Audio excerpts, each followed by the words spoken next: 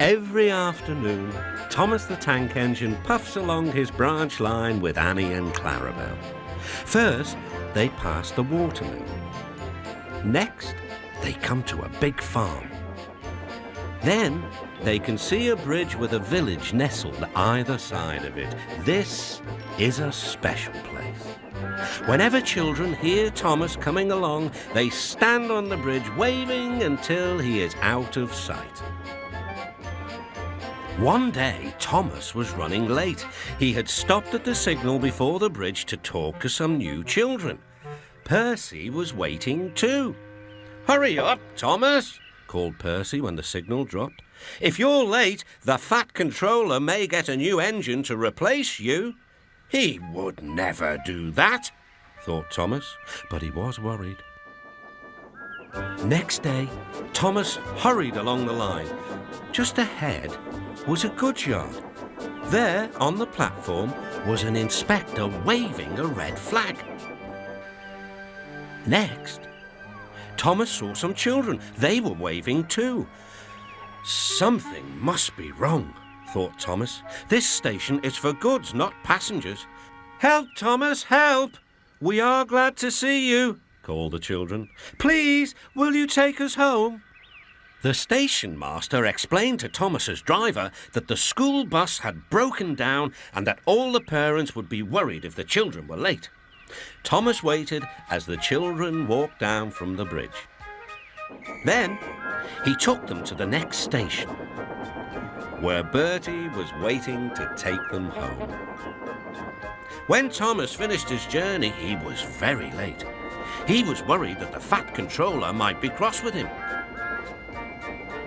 "I warned Thomas," puffed Percy to James. "He's been late one time too many. He'll be in trouble now."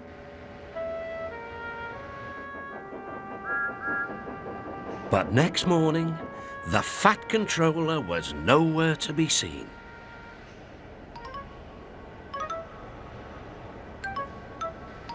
"Thank goodness," sighed Thomas.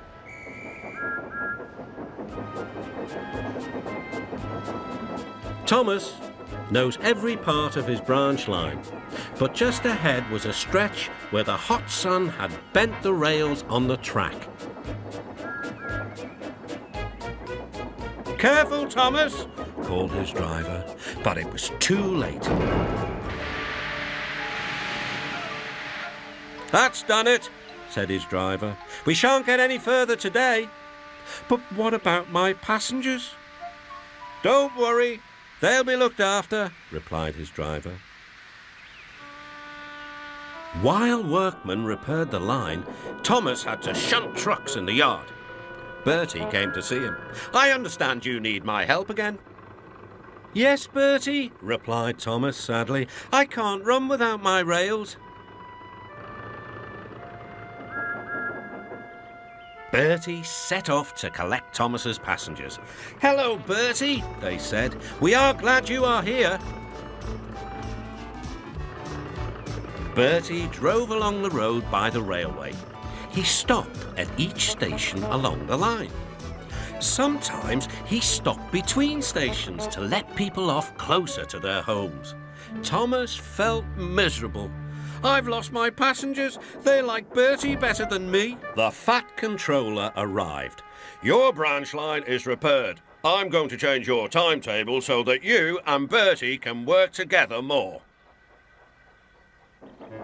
When Thomas reached the station, there were all his passengers. "Bertie is a very good bus, but we missed our train rides with you," they said. Later, Thomas spoke to Bertie. "Thank you for looking after my passengers." "Oh, that's all right, Thomas. I like to make new friends, but I'm glad to share them with you." "Bertie," said Thomas, "you're a very good friend indeed."